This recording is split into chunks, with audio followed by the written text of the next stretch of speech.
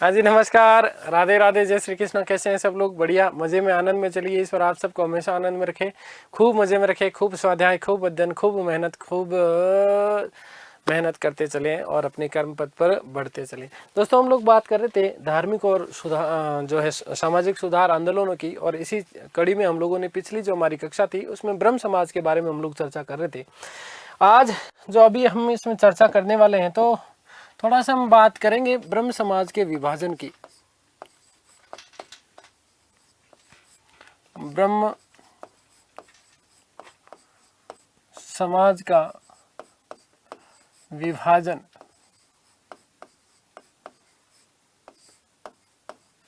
ठीक है, देखो, मैंने आपको पिछली कक्षा में बताया था कि ब्रह्म समाज का विभाजन होने के पीछे सबसे बड़ा कारण क्या। एक तो केशव चंद्र सेन, क्या चीज, केशव चंद्र सेन और देवेंद्र नाथ टैगोर के बीच में जो मूल जो बातें थी ब्रह्म समाज की, उन बातों को लेकर के दोनों के बीच में क्या हुआ, मतभेद हुआ। मतभेद में मूल बातों में जैसे केवल और केवल ब्रह्म समाज की जब स्थापना की गई थी, तो इसका जो मुख्य उद्देश्य था वो था हिंदू धर्म में सुधार लाना, हिंदू धर्म का एक तरीके से पुनरुत्थान करना, ये इसका प्रमुख कार्य था।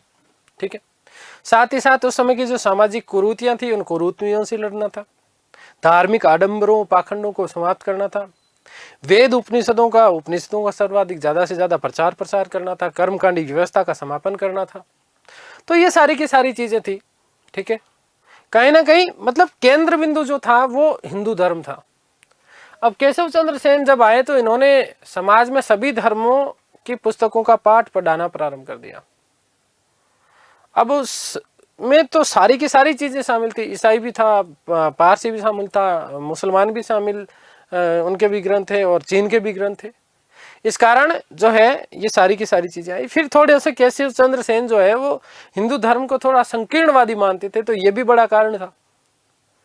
संस्कृत जो कि मुख्य रूप से मूल भाषा रहा करती थी, तो उसमें भी उन्हें थोड़ा अनुचित चीजें लगी। यजोपित जो जनेऊ धारण की जाती थी उसके विरुद्ध उन्होंने प्रचार प्रसार करना प्रारंभ कर दिया। अंतर्राष्ट्रीय विवाहों को उन्होंने जो है प्रोत्साहन देना प्रारंभ कर दिया। और ये सारी की सारी जो चीजें थी, इसी कारण जो है दोनों में क्या हुआ, मतभेद हुआ। तो कारण क्या था? कारण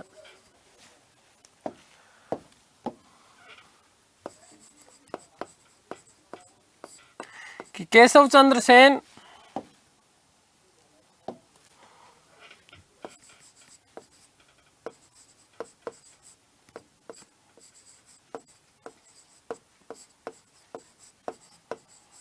वे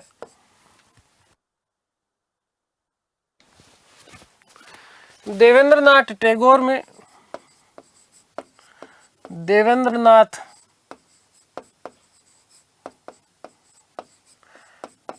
टैगोर के मध्य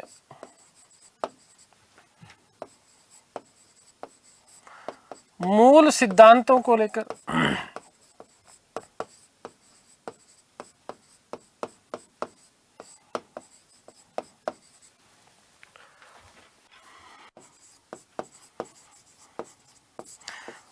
मतभेद हुआ। ठीक है, ध्यान रखना कि 1865 ईस्वी में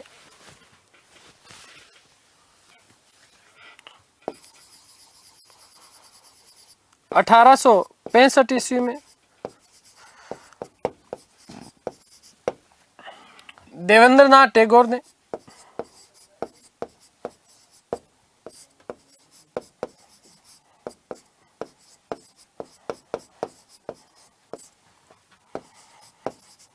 केशव चंद्र सेन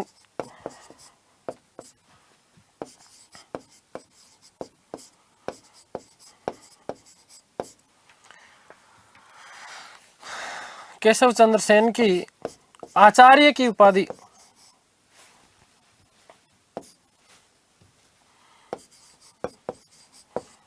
आचार्य की उपाधि छीनी।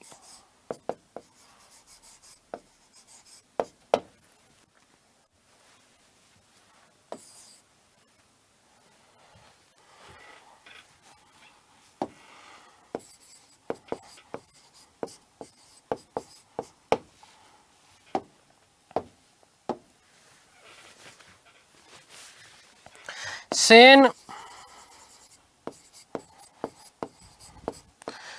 हिंदू धर्म को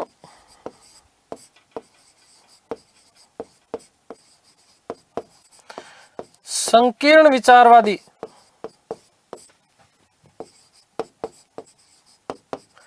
विचारधारा का मानते थे।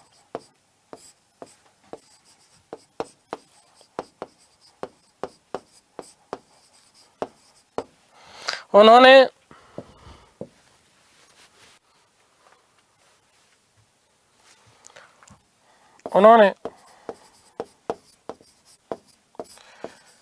यजोपवीत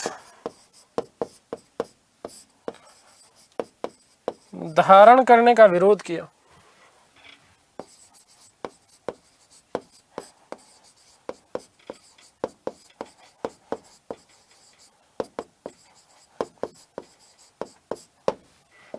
साथ ही साथ ध्यान देना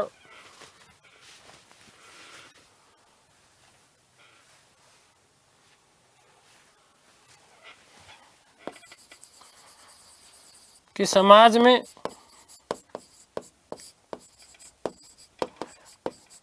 सभी धर्मों के पाठ को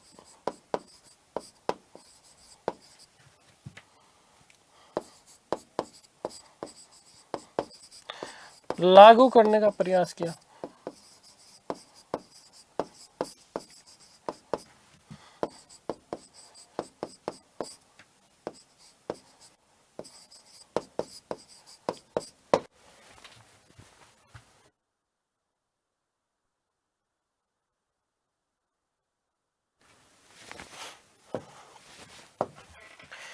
तो ब्रह्म समाज का क्या हो चुका था? विभाजन।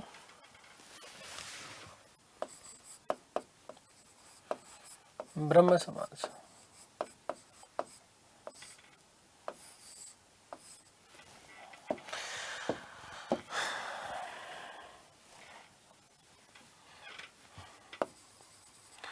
विभाजन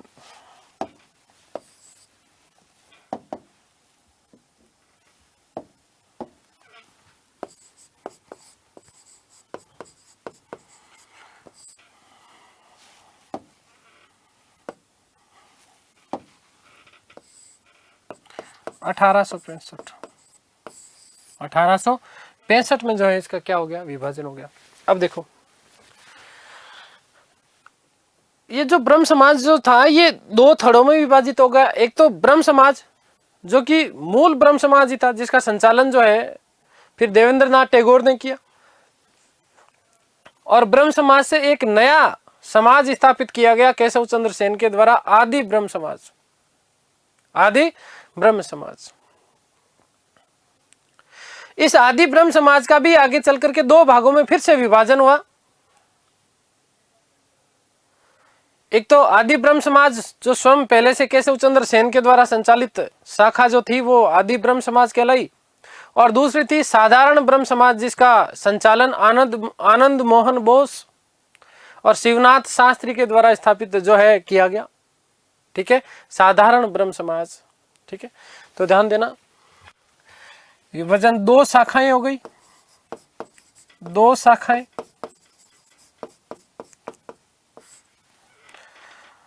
नंबर एक ब्रह्म समाज,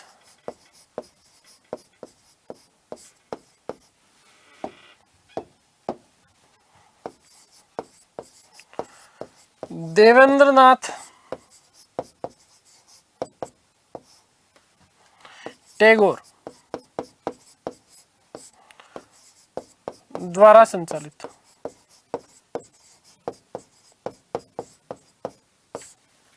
ठीक है, और दूसरा कौन सा? ये महत्वपूर्ण प्रश्न बनता है कि आदि ब्रह्म समाज, आदि ब्रह्म समाज जिसका संचालन केशव चंद्र सेन के द्वारा किया गया। संचालन केशव चंद्र सेन द्वारा। ध्यान रखना ये जो थी ये मूल शाखा थी। क्या थी? मूल शाखा। इसी आदि ब्रह्म समाज से एक शाखा और निकली, आदि ब्रह्म समाज से एक शाखा का विभाजन और हुआ। ठीक है, आदि ब्रह्म समाज का विभाजन, इसका विभाजन, दूसरा जो विभाजन हुआ 1878 में, 1878 में, और 1878 में एक नई शाखा आई, कौन सी? साधारण ब्रह्म समाज, साधारण ब्रह्म समाज।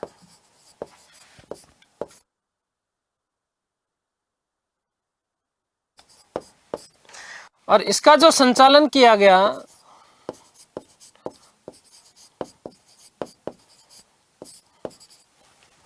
वो दो लोग, आनंद मोहन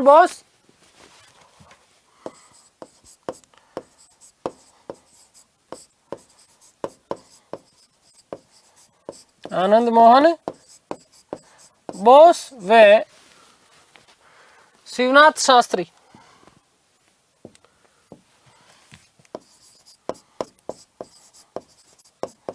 शिवनाथ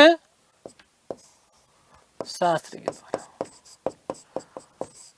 वापस समझो, देखो विभाजन हुआ, कारण क्या था? मूलभूत सिद्धांतों को लेकर के मतभेद हुआ। देवेंद्रनाथ टैगोर और केशव चंद्र सेन, ये टैगोर ठाकुर थे वस्तुतः, है ना, ध्यान देना। कई जगह जैसे तत्वबोधिनी सभा की बात करेंगे अभी आगे, ठीक है ना, तो तत्वबोधिनी सभा में कई जगह आपको देवेंद्रनाथ ठाकुर देखने को मिलता है। तो ठाकुर जो वस्तुतः राजपूत, है ना, राठौड़, तो ध्यान देना कि ठाकुर जो थे वो वस्तुतः उनकी जाति, जो कास्ट जो थी वो क्या थी? टैगोर हुआ करती थी। ठीक है, आगे बात समझ में क्लियर है ना?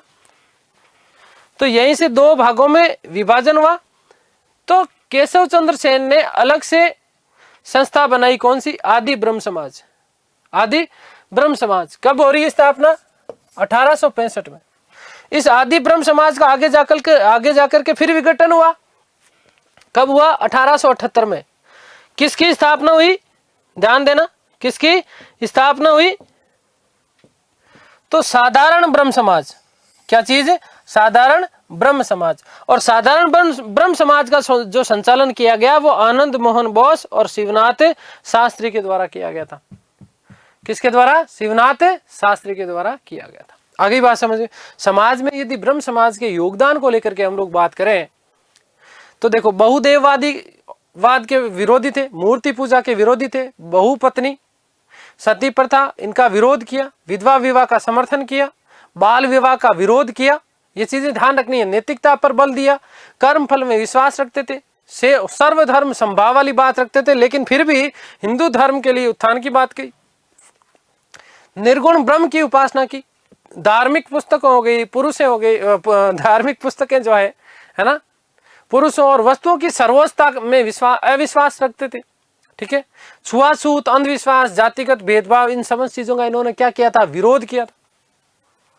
बांग्ला एवं अंग्रेजी शिक्षा के प्रचार को समर्थन हालांकि उन्होंने दिया था। ठीक है, आगे बात समझिए। बांग्ला और अंग्रेजी शिक्षा का प्रचार प्रसार को क्या दिया था? समर्थन दिया था। ये मोस्ट इंपोर्टेंट बात बन जाती है। ठीक है, और हिंदुओं द्वारा विदेश यात्रा को धर्म के विरुद्ध घोषित करने की आलोचना की गई थी। ठीक है ना, तो ध्यान देना, एक बात लिख रहा हूं यहीं पर मैं कि ब्रह्म समाज ने क्या चीजें की है।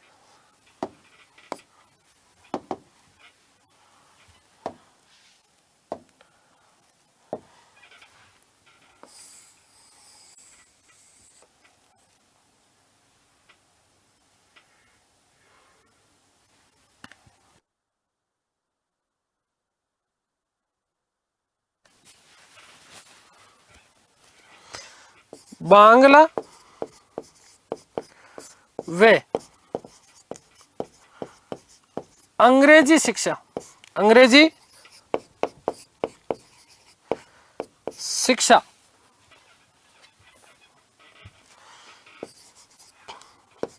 को समर्थन दिया। ठीक है, और दूसरी चीज ध्यान रखना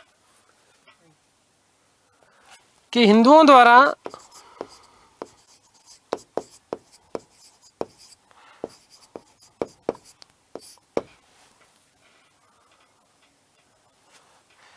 हिंदुओं द्वारा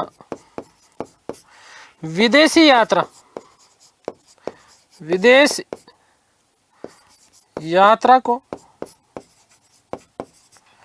धर्म विरुद्ध घोषित करने पर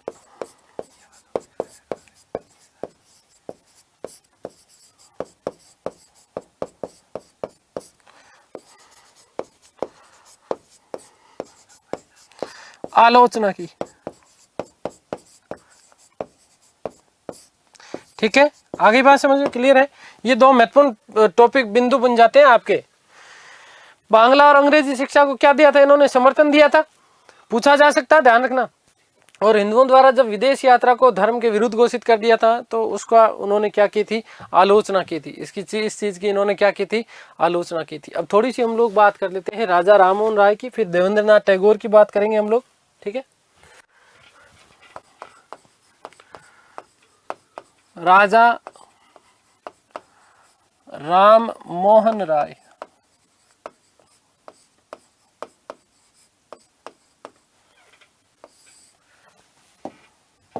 तो देखो ध्यान देना, राजा राममोहन राय का जो जन्म है वो माना जाता है 1774 ईस्वी में बंगाल के एक ब्राह्मण परिवार में हुआ।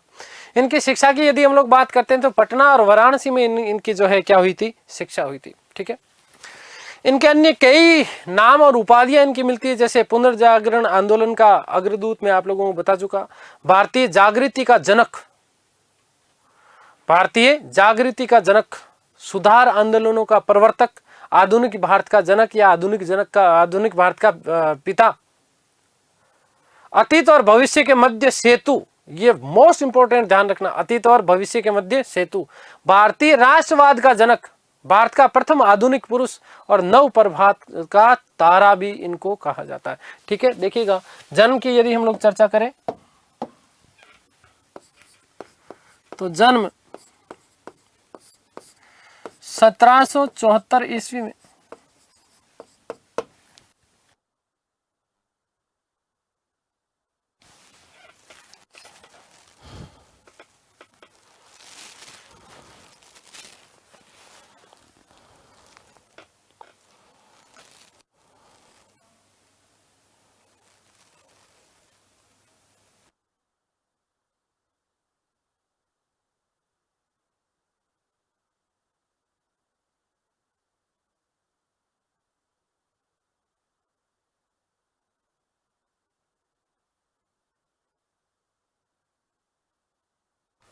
माफ करना, इनका जन्म जो है ना वो 1772 है भाई, है ना, 22/5/1772 ईस्वी।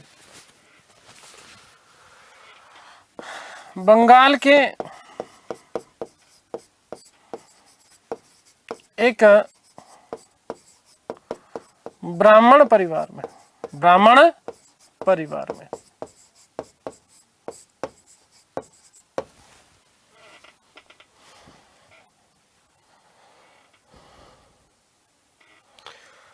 इनके पिताजी का नाम जो है रामकांतो राय,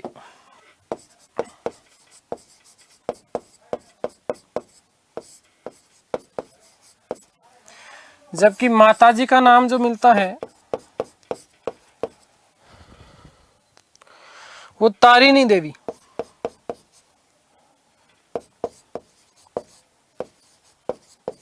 तारिणी देवी।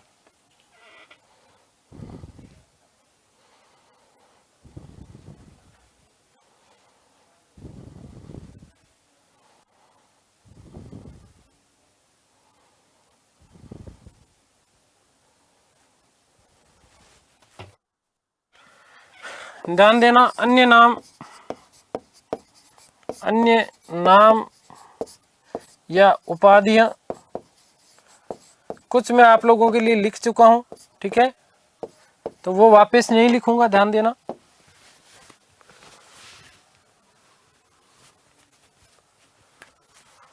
भारतीय जागृति का जनक, भारतीय जागृति का जनक। ठीक है।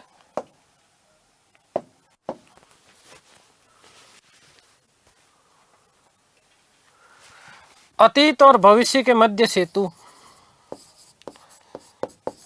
अतीत व भविष्य के मध्य सेतु, के मध्य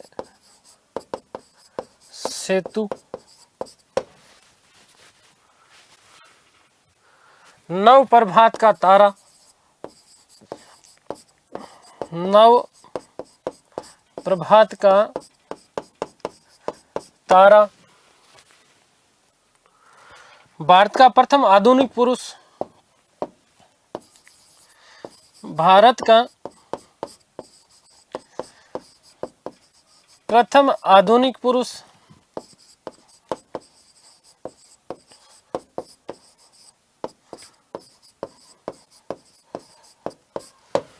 प्रथम आधुनिक पुरुष।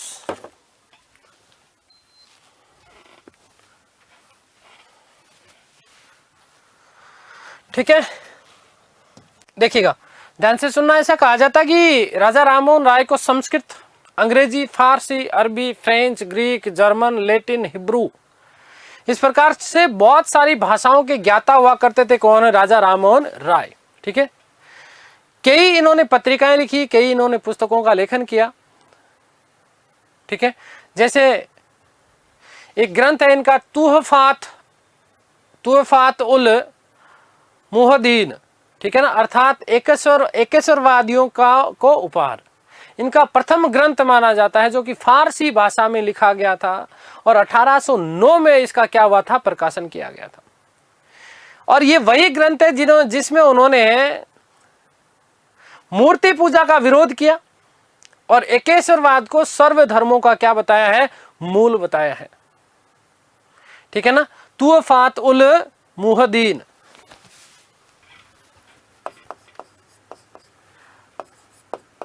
प्रमुख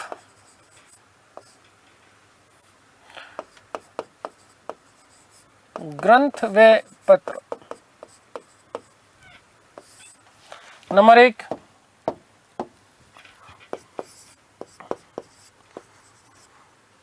तुहफात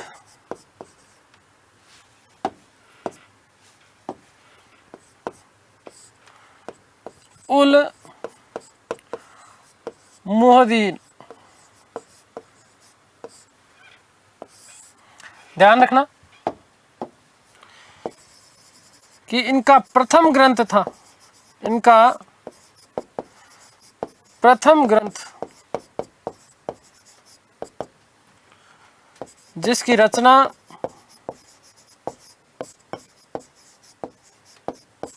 फारसी भाषा में की।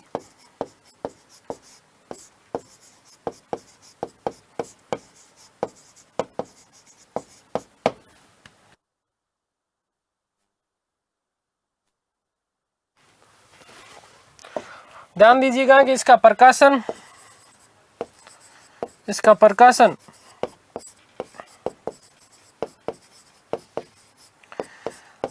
1809 ईस्वी में किया गया।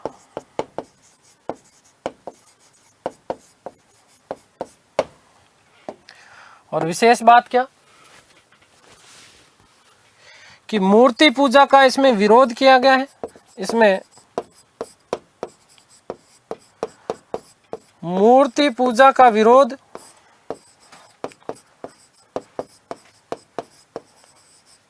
व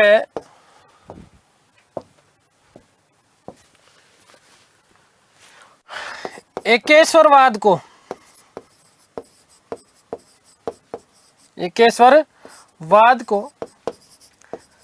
सभी धर्मों का मूल बताया गया है। सभी धर्मों का मूल बताया है।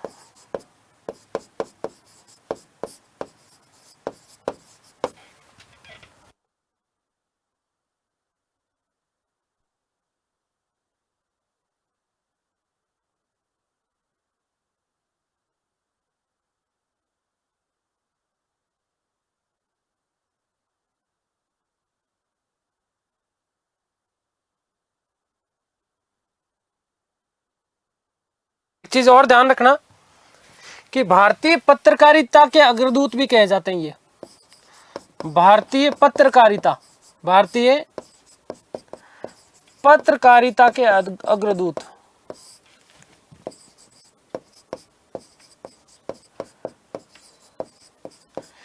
भारतीय पत्रकारिता के ये क्या कहलाते हैं? अग्रदूत कहलाते हैं। भारत का प्रथम आधुनिक पुरुष, नव प्रभात का तारा, अतीत और भविष्य के मध्य सेतु, भारतीय जागृति का जनक। इनका जो प्रथम ग्रंथ था वो कौन सा था? तूफातुल मोहद्दीन। आगे बात समझिए, फारसी भाषा में लिखा था, ध्यान रखना, ठीक है ना। प्रकाशन 1809 में किया है। मूर्ति पूजा का विरोध किया है और एकेश्वरवाद को सभी धर्मों का क्या बताया है? मूल बताया है, ठीक है ना। एक इनका ग्रंथ है प्रीसेप्टस ऑफ जीसस, प्रीसेप्टस ऑफ जीसस। 1820 में इसका क्या किया था? प्रकाशन किया था जो है। और 1823 में जॉन डिग्बी के प्रयासों से ये लंदन में इसका क्या किया गया था? प्रकाशन किया गया था। 1820 में लिखी थी प्रीसेप्टस ऑफ जीसस, प्रीसेप्टस ऑफ जीसस।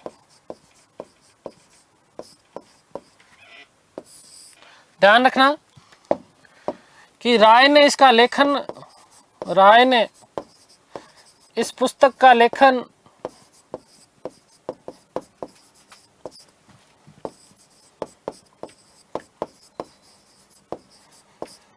1820 ईस्वी में किया।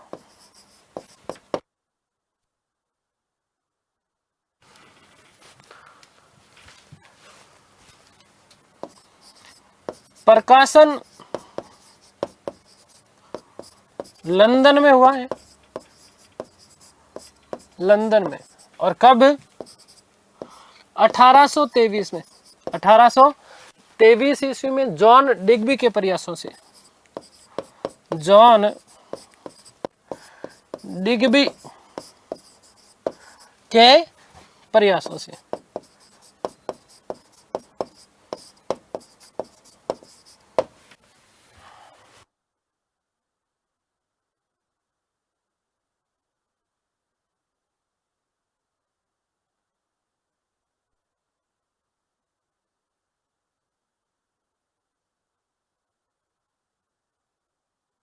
ठीक है। नेक्स्ट जो सबसे महत्वपूर्ण पूछा जाता है आपसे, नंबर 3, संवाद कौमुदी। संवाद कौमुदी मोस्ट मोस्ट मोस्ट इंपॉर्टेंट है, ध्यान रखना। संवाद कौमुदी,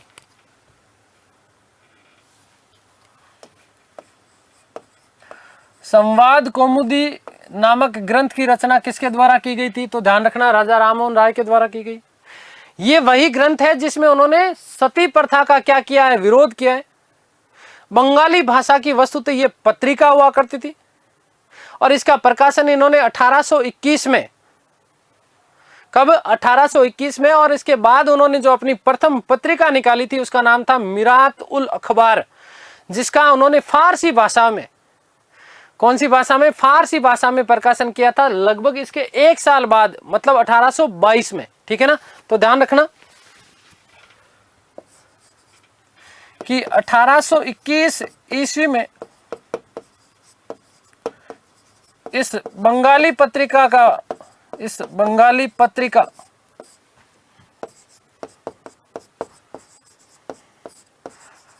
का प्रकाशन किया गया।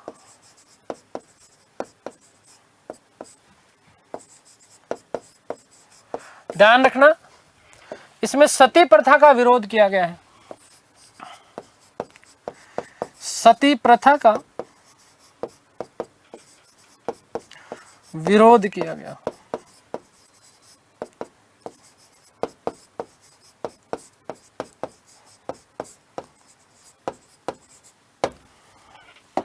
ठीक है।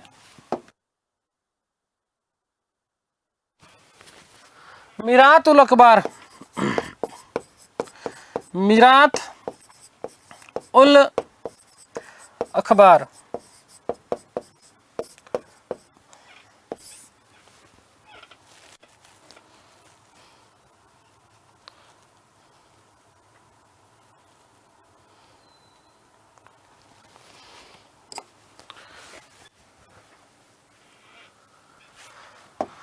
इसका प्रकाशन देख लो।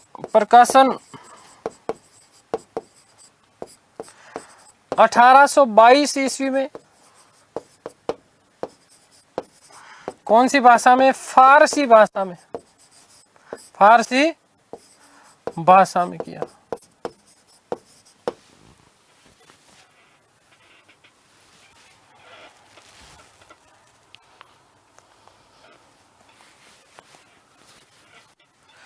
नंबर 5,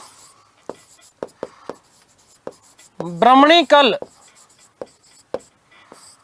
पत्रिका।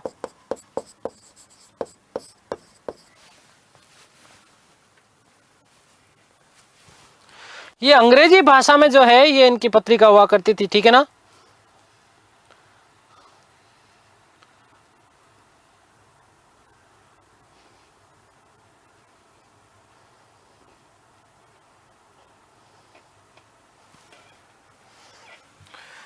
अंग्रेजी भाषा की पत्रिका थी। अंग्रेजी भाषा की पत्रिका थी।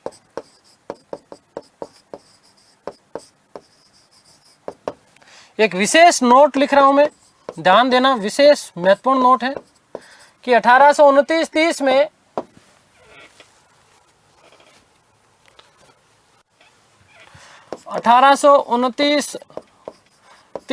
ईस्वी में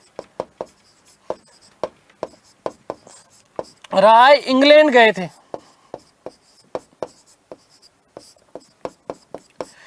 यूरोप की यात्रा करने वाले, यूरोप की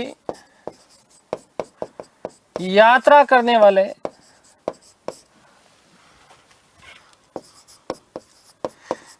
प्रथम भारतीय माने जाते हैं। प्रथम भारतीय माने जाते हैं।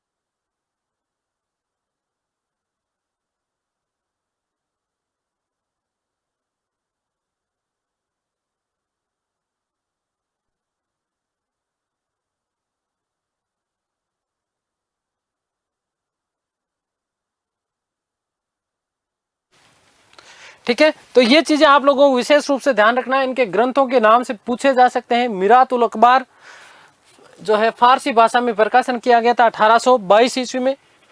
ब्रह्मणीकल पत्रिका अंग्रेजी भाषा में प्रकाशित की गई थी, ठीक है।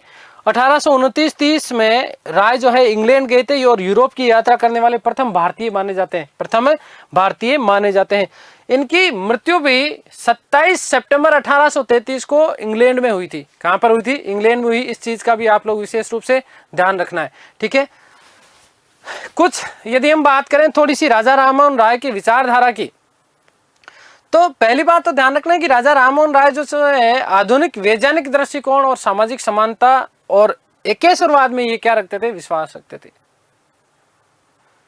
धर्म के मामलों में यदि उनकी बात करें तो उनके जो विचार थे वे धर्मों को सत्य की कसौटी पर परखना ही नहीं चाहते थे, बल्कि धर्मों को सामाजिक लाभ के अनुसार जो है उनको वो देखा करते थे, ठीक है। आगे बात समझ में क्लियर है? सती प्रथा की बात हो गई हो, विधवा पुनर्विवाह की बात हो गई हो, स्त्री शिक्षा की बात हो गई, पुरुष शिक्षा की बात हो गई हो, बाल विवाह का विरोध, बहुपत्नी का विरोध किया, तो ये सारी की सारी चीजें राजा राममोहन राय के द्वारा की गई थी, ठीक है। ये बात आप लोग विशेष रूप से ध्यान रखना है, ठीक है ना। विशेष विशेष विशेष महत्वपूर्ण बात क्या याद रखोगे कि इनकी जो मृत्यु है वो मृत्यु 27 सितंबर 1833 ईस्वी में, 27 सितंबर 1833 ईस्वी में जो है इनकी क्या हो गई थी? मृत्यु हो गई थी। ब्रिस्टल में, इंग्लैंड में इनका क्या हो गया था? निधन हो गया। कि 27 सितंबर 27 सितंबर 1833 ईस्वी में राजा राममोहन राय की मृत्यु ब्रिस्टल इंग्लैंड में हुई।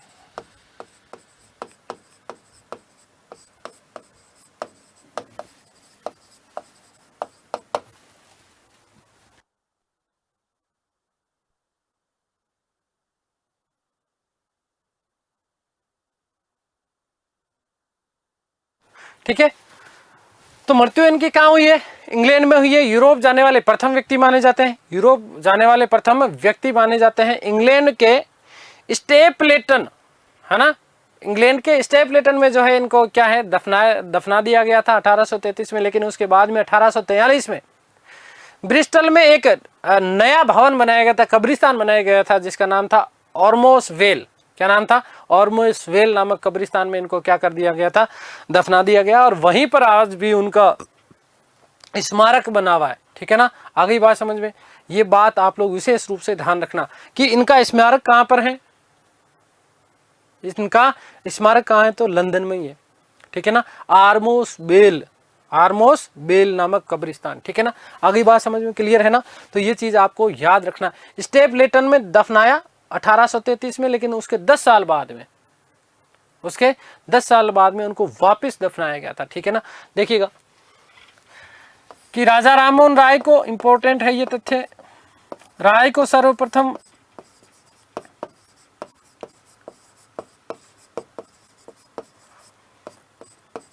(1833) ईस्वी में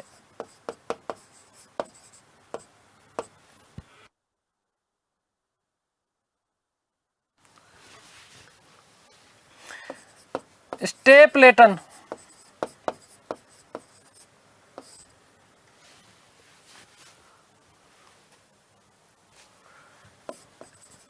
इंग्लैंड में दफनाया गया। इंग्लैंड में दफनाया गया, परंतु 1843 ईस्वी में इन्हें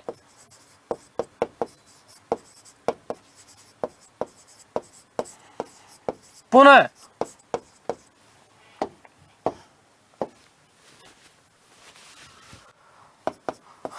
आर्मोस वेल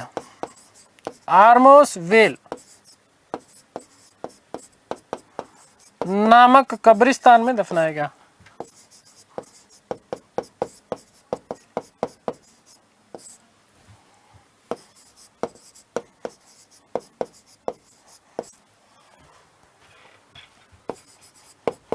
ठीक है, ध्यान रखना इस बात का विशेष रूप से। और मोस्ट इंपोर्टेंट कि इनका स्मारक भी यहीं बना हुआ है, बना हुआ है।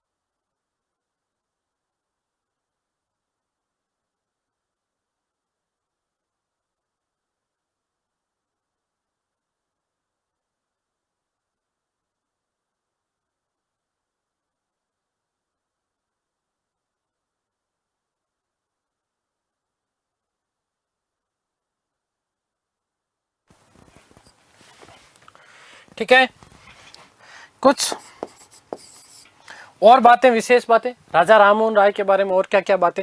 एक तो देखो, राजा राममोहन राय ने कई संस्थाओं की क्या की थी? स्थापना की थी। जैसे हम बात करें 1814-15 में आत्मीय सभा का इन्होंने गठन किया था। किसका? आत्मीय सभा का गठन किया। 1816 में इन्होंने वेदांत सोसाइटी की स्थापना की थी। किसकी? वेदांत सोसाइटी की स्थापना की। 1821 में इन्होंने कलकत्ता यूनिटेरियन कमेटी की स्थापना की थी। कलकत्ता यूनिटेरियन जो है कमेटी की क्या की थी इन्होंने? स्थापना की थी। कब? 1821 में। एक चीज 1825 में वेदांत कॉलेज की स्थापना की, और 20 अगस्त 1828 को जो है क्या करते हैं, ये ब्रह्म समाज की क्या करते हैं? स्थापना करते हैं। वस्तुतः ब्रह्म सभा के नाम से जाने जाते थे। ठीक है, आगे बात समझ में क्लियर है ना। एक 1817 में भी याद रखना कि डेविड हेयर के सहयोग से कलकत्ता में हिंदू कॉलेज की स्थापना की गई थी। किसके? राजा राममोहन राय के द्वारा। ठीक है, तो राजा राममोहन राय द्वारा, राजा राममोहन राय द्वारा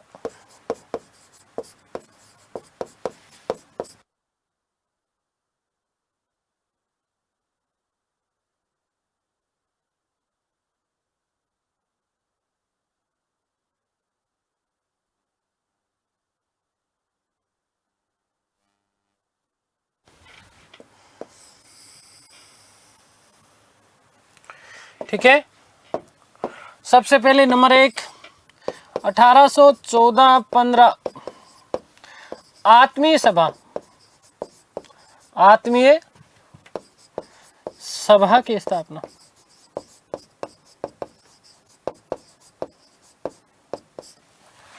number 2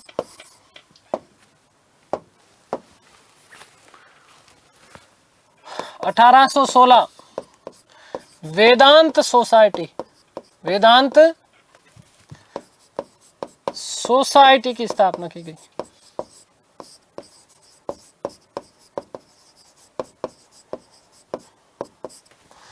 number 3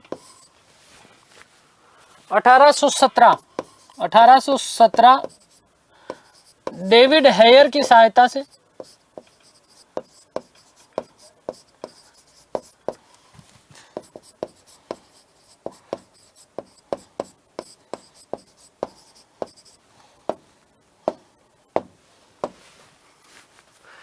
Calcutta Hindu college, Calcutta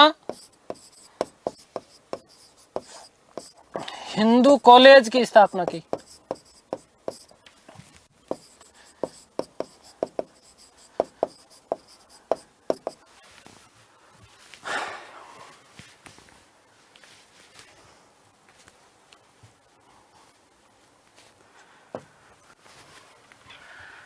next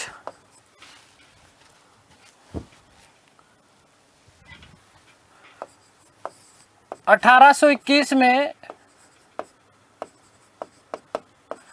Calcutta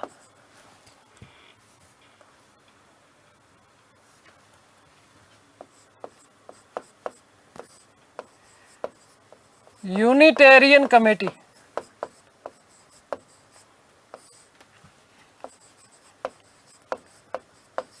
committee की स्थापना की।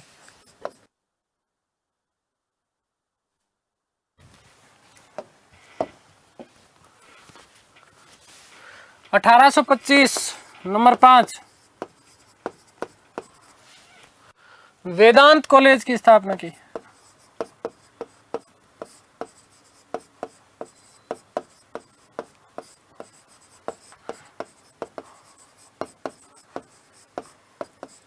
ठीक है,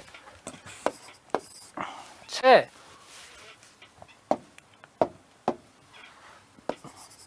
20-8-1828 ब्रह्म सभा, ब्रह्म समाज, ब्रह्म समाज की स्थापना की।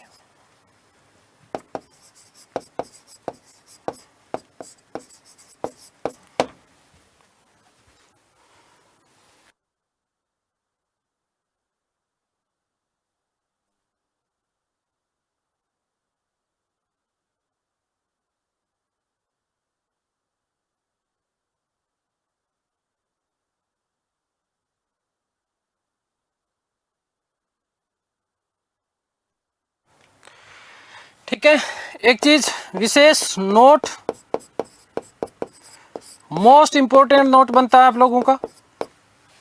आपसे पूछा जा सकता है कि राममोहन राय को राजा की उपाधि किसके द्वारा दी गई थी, तो ध्यान रखना कि अकबर द्वितीय ने 1830 में राजा की उपाधि दी थी इनको, राममोहन राय को अकबर द्वितीय ने इन्हें राजा की उपाधि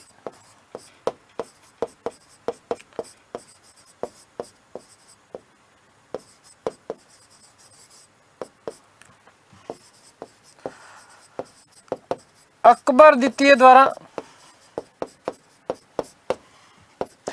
1830 ईस्वी में दी गई।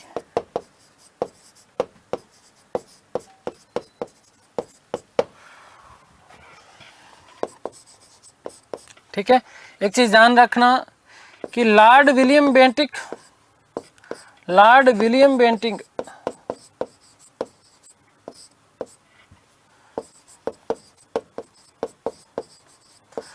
के साथ मिलकर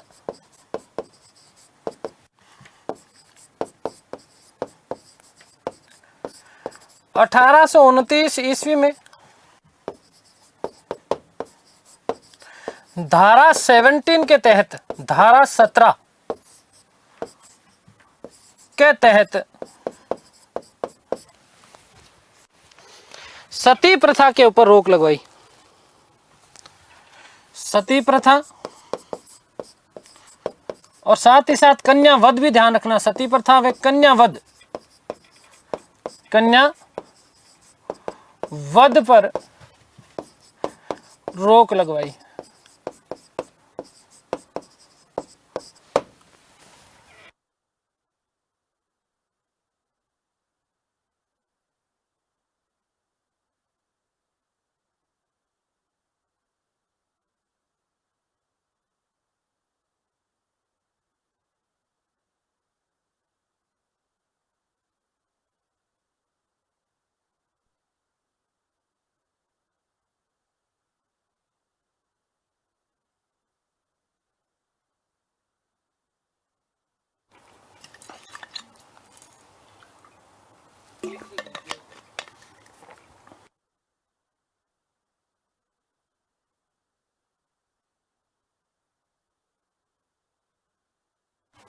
ठीक है, तो ये हमने सारी की सारी बातें कर ली। देखो राजा राममोहन राय के बारे में, ब्रह्म समाज के बारे में। अब मोस्ट इंपोर्टेंट कुछ प्रश्न यहां से और भी बनते हैं, देखो ध्यान देना। हम बात करेंगे महर्षि देवेंद्रनाथ ठाकुर या टैगोर, एक ही बात है। राजा राममोहन राय की मृत्यु के बाद में ब्रह्म समाज का जो नेतृत्व हाथ में आया था, वो किसके हाथ में आया था? देवेंद्रनाथ ठाकुर। वस्तुतः टैगोर, एक ही बात है।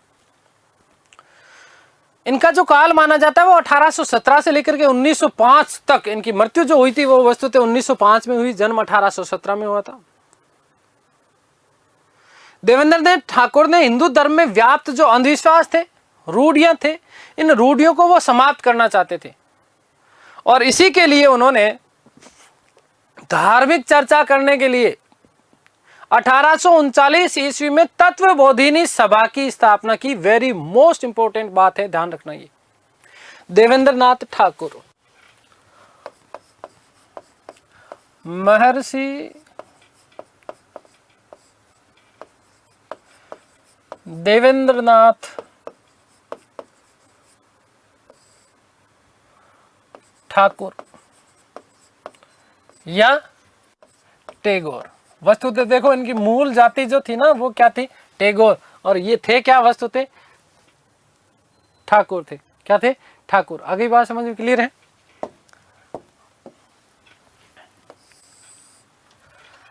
तो ध्यान रखना कि राजा राममोहन राय की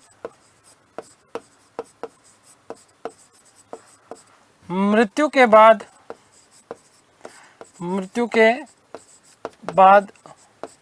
ब्रह्म समाज का नेतृत्व किया।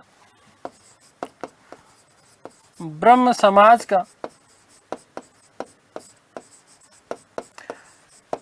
नेतृत्व किया।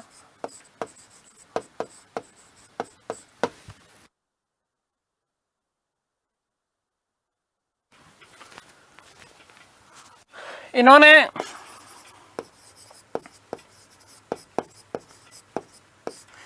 हिंदू धर्म में व्याप्त हिंदू धर्म में व्याप्त अंधविश्वासों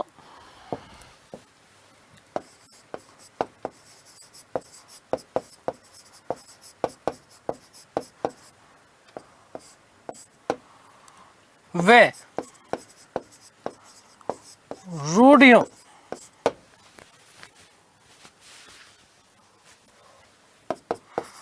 को समाप्त करने व धार्मिक चर्चाओं के लिए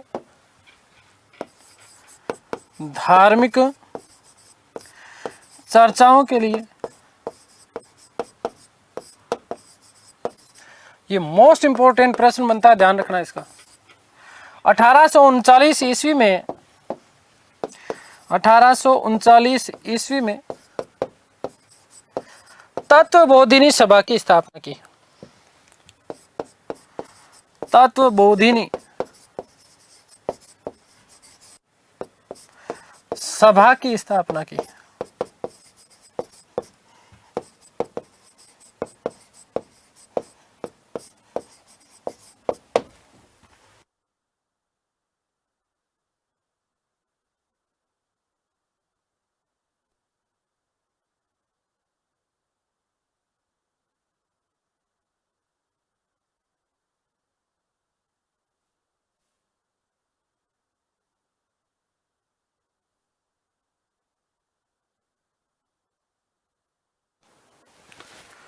ठीक है, एक चीज और ध्यान रखना, इनका जो ग्रंथ था उस ग्रंथ का नाम था ब्रह्म धर्म।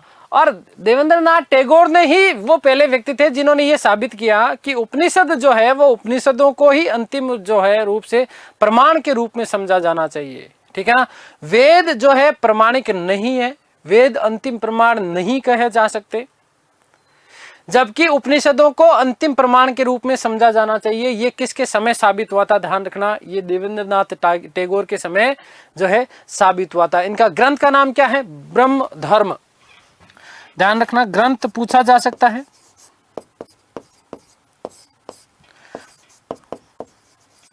ब्रह्म धर्म।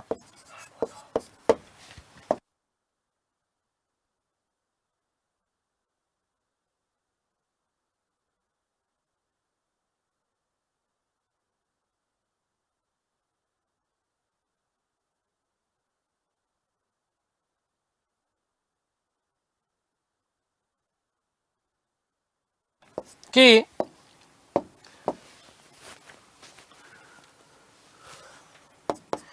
वेद अंतिम रूप से प्रामाणिक नहीं, वेद अंतिम रूप से प्रामाणिक नहीं, अपितु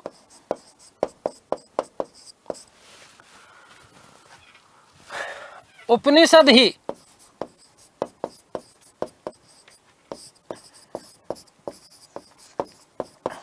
अंतिम प्रमाण है, अंतिम प्रमाण है।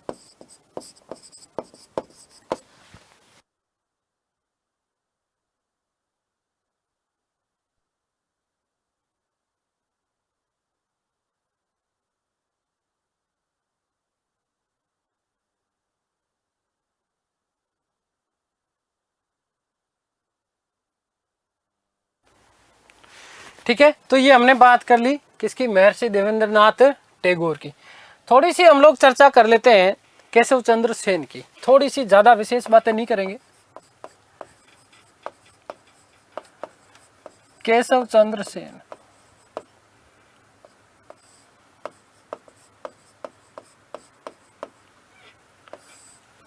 देखो ध्यान दो, एक तो 1856 में जो है ब्रह्म समाज में प्रयास लिया था, देवेंद्रनाथ टैगोर के प्रयासों से जो है इन्होंने प्रवेश लिया था। ठीक है, 1841 में केशव चंद्र सेन ने अंग्रेजी के प्रथम भारतीय दैनिक समाचार पत्र इंडियन मिरर का संपादन किया था। ध्यान रखना, 1841 ईस्वी में, मोस्ट इंपोर्टेंट प्रश्न, कि 1841 ईस्वी में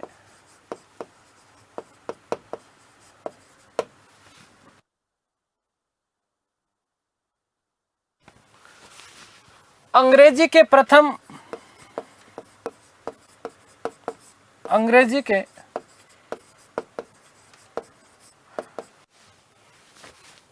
भारतीय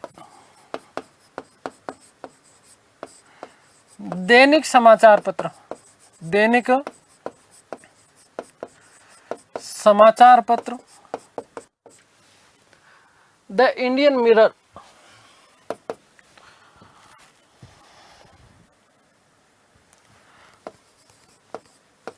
इंडियन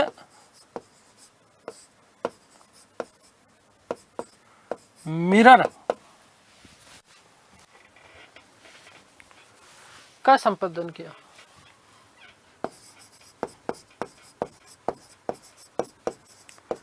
ठीक है, ध्यान रखना कि 1856-57 में, 1856 ईस्वी में ब्रह्म समाज का नेतृत्व किया।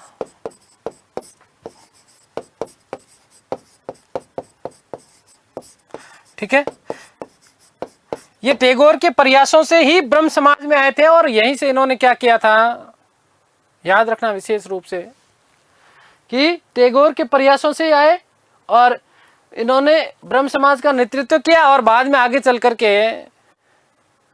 इन दोनों के बीच में क्या हुआ था, मतभेद हुआ और मतभेद होने के कारण ब्रह्म समाज का 2 भागों में विभाजन भी हो गया। ठीक है, ये बात आप लोग विशेष रूप से ध्यान रखना। ठीक है ना। केशव चंद्र सेन जो थे ये भी इंग्लैंड गए थे और इंग्लैंड में एक नया विश्व धर्म की भावना को साकार करने की संकल्पना ली थी इन्होंने। 1871 में वेद समाज को पुनः संगठित किया था। सहयोगी थे इनके श्री धारलू नायडू। ठीक है ना। और इसी चीज को ब्रह्म समाज ऑफ साउथ इंडिया का स्वरूप प्रदान किया था। 1872 में सरकार ने नेटिव मैरिज एक्ट या सिविल मैरिज एक्ट लागू किया था और इसी के तहत लड़के और लड़कियों की विवाह की जो न्यूनतम आयु थी वो बढ़ाकर के 18 वर्ष और 14 वर्ष कर दी गई थी। 1878 ईस्वी में ब्रह्म समाज का पुनः जब विघटन हुआ था तो केशव चंद्र सेन के जो शिष्य थे, मैंने आपको बताया था, आनंद मोहन बोस और शिवचंद्र देव या शिवनाथ देव। ठीक है, और इनके साथ में एक व्यक्ति और थे, उमेश चंद्र दत्त। इन्होंने अलग होकर के साधारण ब्रह्म समाज की क्या कर ली थी, स्थापना कर दी थी। ध्यान रखना 1929 ईस्वी में हरविलास शारदा के प्रयास से बाल विवाह निषेध कानून लागू किया गया था और उसमें लड़की की विवाह की योग्य आयु, लड़के और लड़कियों की आयु का निर्धारण किया गया था 18 वर्ष और 16 वर्ष। 1867 में प्रार्थना समाज की स्थापना की गई थी मुंबई में। मुंबई की यात्रा करने के बाद में केशव चंद्र सेन ने, और इस संस्था के जो वास्तविक जो संस्थापक जो थे वो थे आत्माराम पांडुरंग। कौन थे? आत्माराम पांडुरंग। ठीक है, ये बात भी आप लोगों को विशेष रूप से ध्यान रखना। ठीक है, तो ये सारी की सारी चीजें ध्यान रखनी है आपको। 1882-83 ईस्वी में एक प्रसिद्ध महिला हुआ करती थी जिनका नाम था पंडिताइन रमाबाई। ये भी जो है इस प्रार्थना समाज में क्या हो गई थी, शामिल हो गई थी और उन्होंने आर्य महिला समाज का क्या किया था, गठन किया था। जाति प्रथा का इन्होंने विरोध किया था। अंतरजातीय विवाह, विधवा विवाह, इनका पुनर्जोर जो है इन्होंने समर्थन किया था। किसने? पंडिताइन रमाबाई ने। ठीक है, आगे बात समझ में क्लियर है। तो यहाँ पर विशेष रूप से ध्यान रखना कि केशव चंद्र सेन और आत्माराम पांडुरंग ये 2 लोग हैं जिन्होंने प्रार्थना समाज की क्या की है, स्थापना की है। ठीक है, मुंबई यात्रा की थी इन्होंने 1867 में और उसके बाद में प्रार्थना समाज की क्या की थी, स्थापना। जबकि संस्थापक कौन थे? आत्माराम पांडुरंग। देखिए 1867 ईस्वी में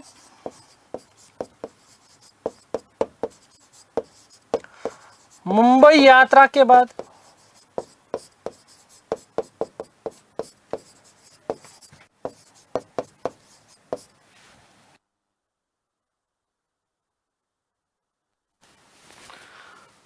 प्रार्थना समाज की स्थापना की।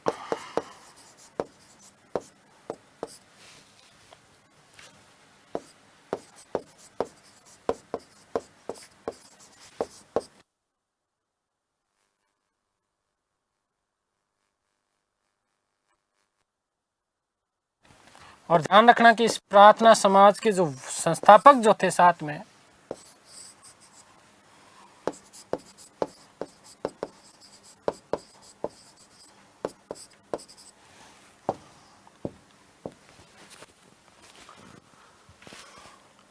आत्माराम